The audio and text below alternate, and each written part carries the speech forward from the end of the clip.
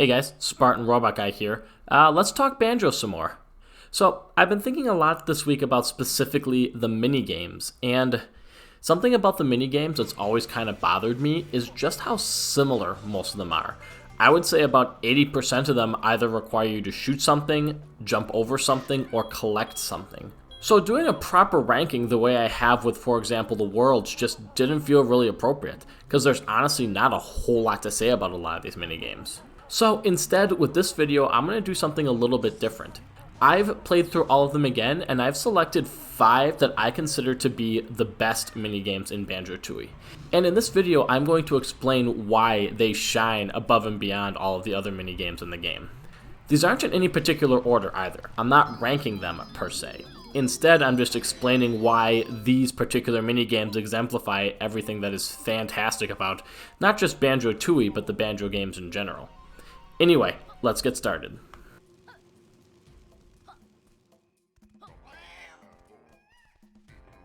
First of all, the 2 kickball games in-game.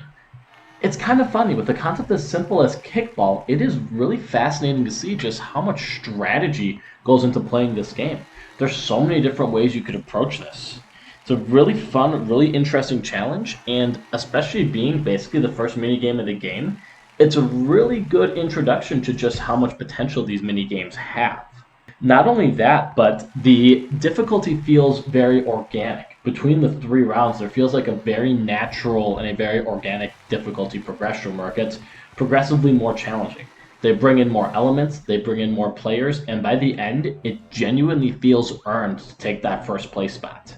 I also have to mention that the twist in the Hailfire Peaks version, where you have to have the lowest score possible, then takes everything you've learned and completely turns it on its head. All of a sudden, you have to rethink all of these strategies that you had taken so much time to develop in Mayhem Temple and completely rethink everything. So between the originality and the sheer amount of strategy that goes into this is definitely an exemplary minigame, and it demonstrates Banjo-Tooie and Banjo-Kazooie at their very best.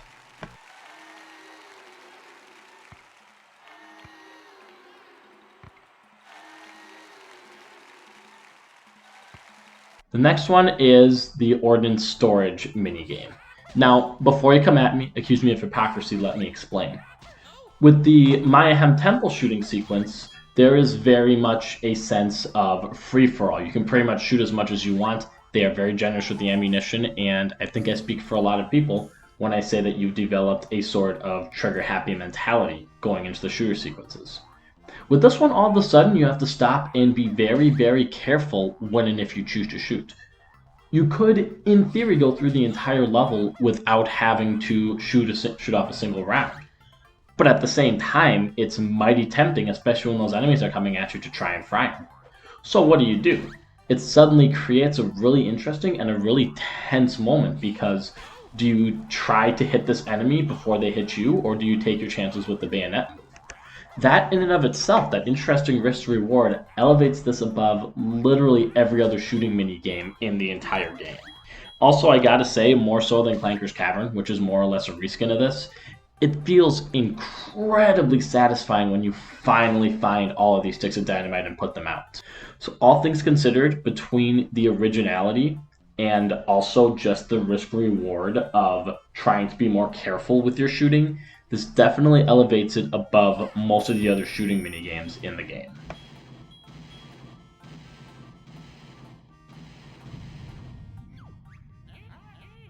So number 3 is going to go to Saucer of Peril. In a similar vein to the Ordnance Storage, this is an example of a shooting minigame done right. Instead of just saying shoot X amount of targets, they put you on a rail so you suddenly can't control where you're going. So it's up to you to take the time and hit these targets as quickly as you can. All of a sudden, it's much more about accuracy than anything else. And for me personally, this game was one that I spent hours on as a kid. The first time I ever played this game, I spent hour upon hour just trying to get that perfect score. It's the kind of thing that brings out the inner perfectionist in a lot of people. You want to get that perfect score. You don't necessarily need it to complete the game, but you just want it. And to me, that's the sign of a great minigame, where even after you've already completed it, you just want to go back and you want to try again. To me, this is once again a shooting minigame in the Banjo games done right. not to mention the sheer creativity. As a kid, I loved the sequence of accessing this, the platforming sequence in Witchy World, the backtracking to Glitter Gulch Mine.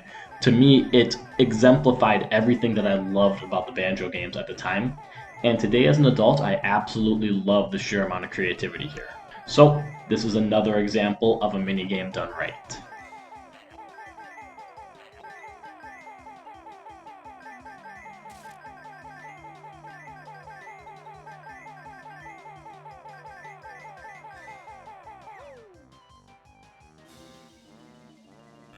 To me, the Twinkly Packing in Grunty Industries exemplifies what a collecting minigame should be.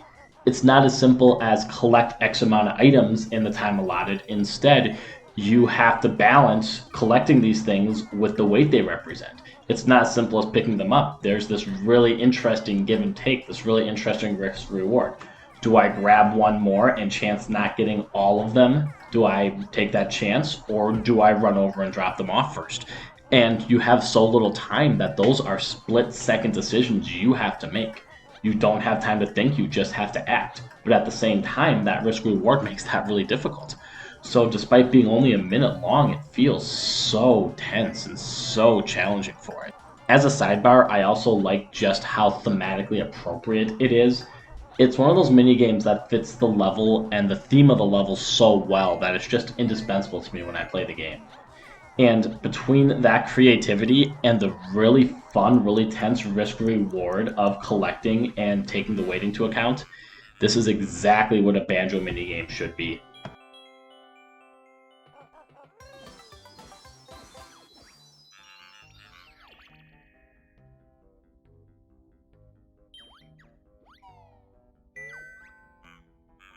And the final minigame I'm going to highlight is the Tower of Tragedy.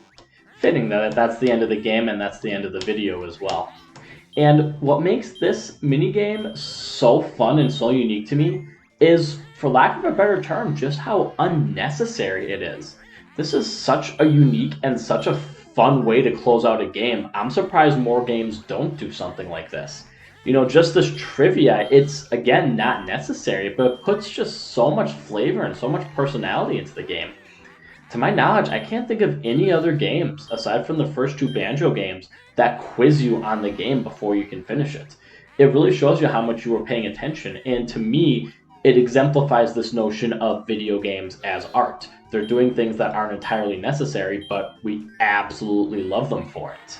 And as a side note, by day I am a history teacher, and the questions themselves are very good, very high quality questions. They're the kind of questions that make you think, and to me, that just elevates it even higher. They could have been really lazy with the questions, but they took their time and put some really interesting ones on here.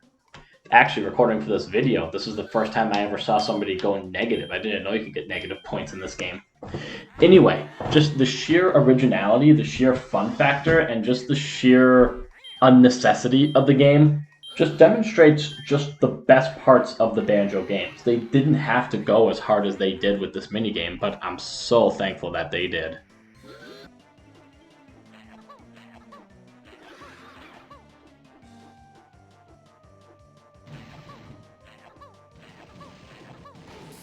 If there's one lesson to take away from this particular analysis, I would say that it is quality over quantity. The game did not need so many mini-games.